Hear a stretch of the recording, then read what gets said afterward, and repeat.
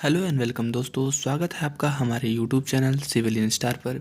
यदि आपको हमारा वीडियो अच्छा लगता है तो चैनल को सब्सक्राइब करके बेल आइकन को दबा दीजिए। आज हम स्टार्ट करने वाले हैं सिविल से रिलेटेड इंटरव्यू में पूछे जाने वाले मोस्ट इम्पॉर्टेंट क्वेश्चन और उसको साइट पर कैसे काम हमको करवाना होता है। तो चलिए आज की वीडियो को स्टार्ट करते हैं।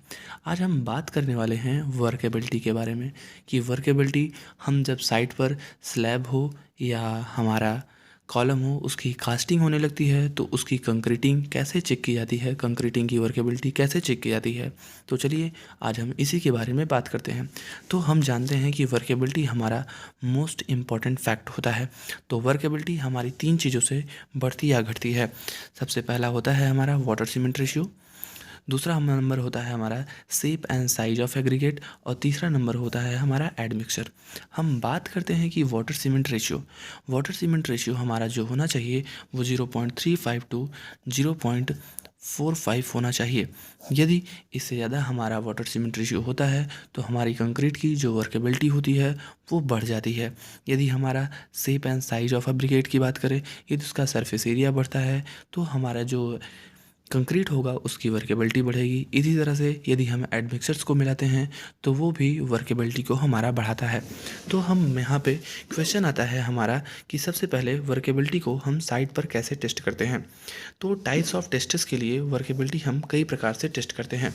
सबसे पहला होता है स्लम्प टेस्ट, दूसरा होता है कॉम्पैक्टिंग फैक्टर टेस्ट, तीसरा होता है फ्लो टेस्ट, चौथा नंबर होता है वीबी कंसिस्टोमीटर टेस्ट और पाँचवा नंबर होता है केली बॉल टेस्ट।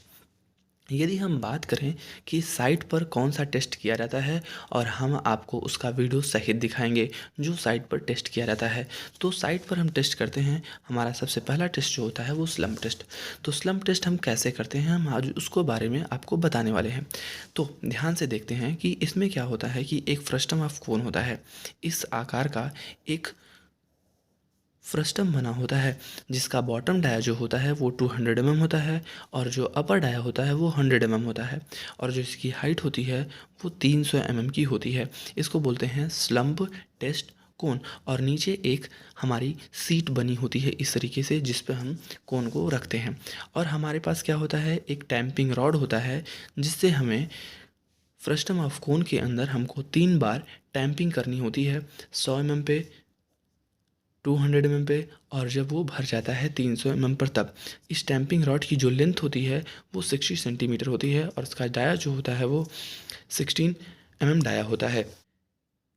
यदि हमारी वर्केबिलिटी कैसी है हमको कैसे मालूम चलेगा, तो जो हमारी टैंपिंग रॉड है 60 सेंटीमीटर की जो लेंथ है उससे हम ऊपर से चेक करते हैं। हम आपको अभी आगे वीडियो में समझाते हैं। तो सबसे पहले हम बात करते हैं कि यदि वो 0 से 25 के बीच होता है तो उसकी वर्केबिलिटी जो होती है वो बहुत लो होती है।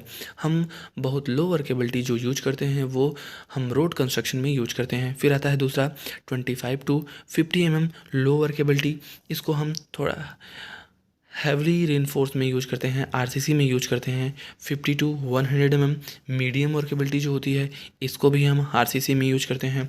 और 100 टू 150 mm जो होता है इसको हम स्लैब कास्टिंग के लिए और हम मास कंक्रीटिंग के लिए यूज करते हैं। तो देखिए जैसा हमने आपको बताया था कि एक फ्रस्टम ऑफ कोन होता है और उसके नीचे एक सीट लगी होती है और हमारे पास एक टैंपिंग रॉड होती है जिसकी लेंथ जो होती है वो 60 सेंटीमीटर होती है। तो देखिए यहाँ पर साइट पर काम चल रहा है और हमारे पास सामने फ्रस्टम ऑफ कोन रखा हुआ है और हाथ में टैंपिंग रॉड है। और सबसे पहले उसको फिल किया गया 100 mm पर और उसको टैंप किया गया 25 टाइम्स टैंप किया जाता है। टैंपिंग करने के बाद में फिर उसको फिलिंग की जाती है। यहाँ पर ओनली 2 बार में ही उसको पूरा फिल कर दिया जाता है, लेकिन ऐसा नहीं होना चाहिए। 3 बार फिलिंग करके ही उसको निकालना चाहिए। यदि हम ऐसा नहीं करते हैं तो हमारी जो स्लम्प वैल्यू है वो ठीक नहीं आएगी और इससे हम कंक्रीटिंग का पता नहीं लगा पाएंगे कि उसकी वर्केबिलिटी कैसी है।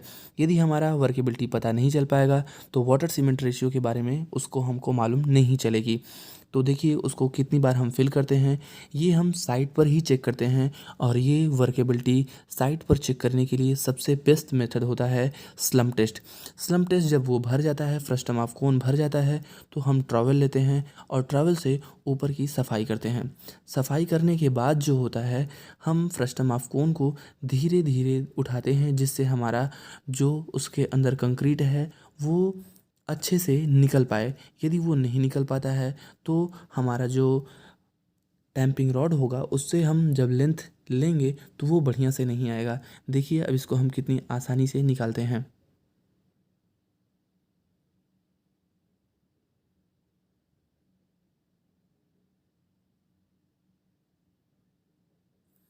अब हम निकालने के बाद टैंपिंग रॉड की मदद से उसको देखते हैं कि हमारा कितना टैंपिंग रॉड से कितना वैल्यू आई है।